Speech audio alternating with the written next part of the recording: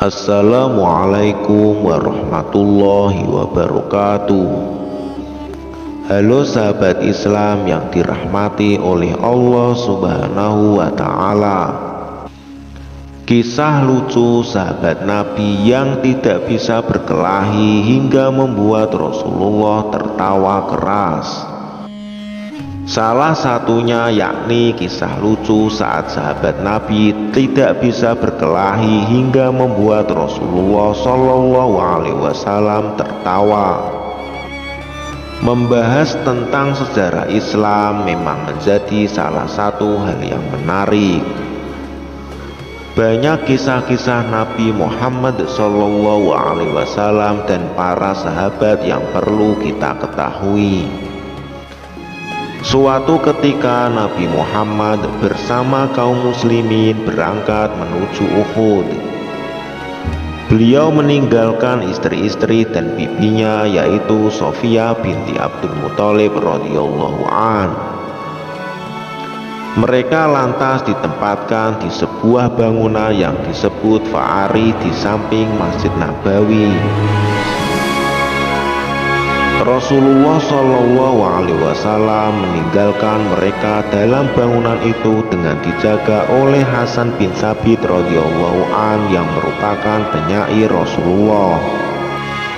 Saat itu ada seorang Yahudi yang memanjat naik bangunan tersebut. Ketika Sofia melihatnya, dia berkata kepada Hasan, "Lihatlah orang itu, dekati dia dan cepat bunuh dia." Namun Hasan mengaku jika ia tidak bisa berkelahi. "Tidak, aku tidak bisa berkelahi," kata Hasan. Lalu Sofia tetap mendesaknya, namun Hasan menjawab, "Aku benar-benar tidak bisa. Jika aku bisa, tentu aku ikut bersama Rasulullah." Hingga akhirnya Sofia berkata, "Kalau begitu, ikatlah pedang ini di tanganku dan aku tidak akan mendesakmu lagi." Hasan lalu mengikatkan pedang itu di tangan Sofia. Setelahnya bibi Rasulullah Shallallahu Alaihi Wasallam itu langsung mendekati pria Yahudi, dan tanpa banyak kesulitan beliau langsung berhasil membunuh pria Yahudi tersebut. Lalu saat orang-orang Yahudi yang lain melihat teman mereka yang mengintai itu tewas, mereka takut dan berkata satu sama lain, "Kita salah jika mengira Muhammad meninggalkan keluarganya sendirian tanpa pengawal," kata mereka. Nabi Muhammad Shallallahu Alaihi Wasallam akhirnya kembali dari arena pertempuran. Peristiwa antara Hasan dan orang Yahudi itu lantas diceritakan Sofia kepada beliau. Mendengar cerita itu, Nabi Muhammad Shallallahu Alaihi Wasallam tertawa hingga gigi depan beliau terlihat. Sofia tidak pernah melihat keponakannya itu tertawa lebih keras daripada saat itu.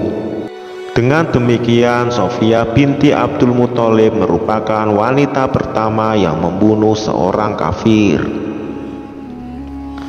Meski dalam kisah yang dikutip dari buku Saat-saat Berkesan Bersama Rasulullah Shallallahu Alaihi Wasallam tulisan Syekh Abdul Aziz Ash-Shinawi disebutkan Hasan bin Thabit tidak bisa berkelahi dan tidak ikut dalam perang Uhud.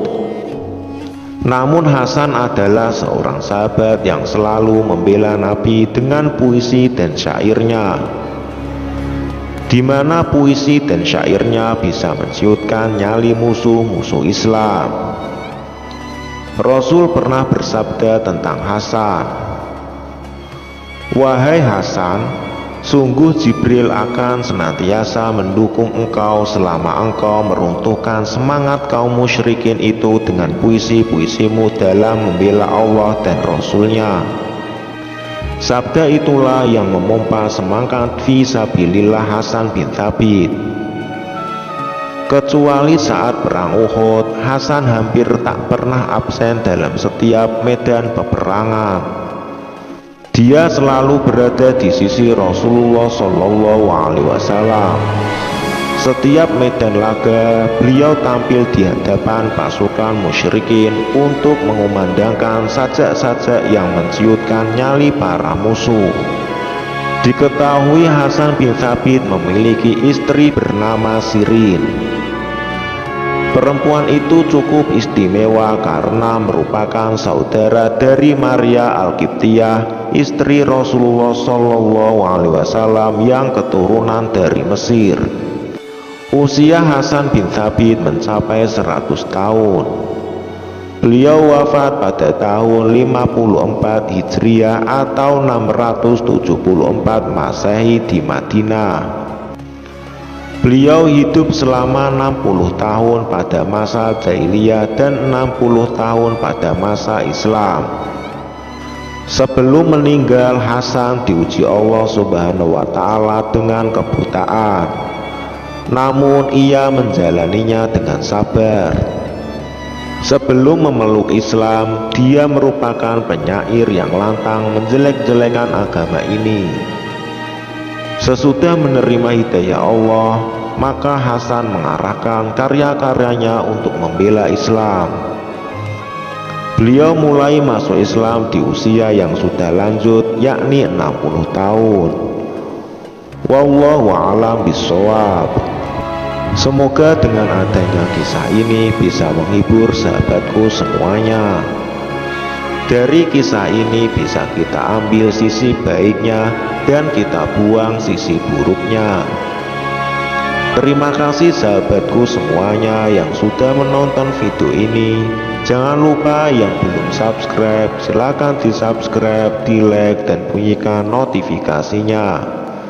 Terima kasih. Wassalamualaikum warahmatullahi wabarakatuh.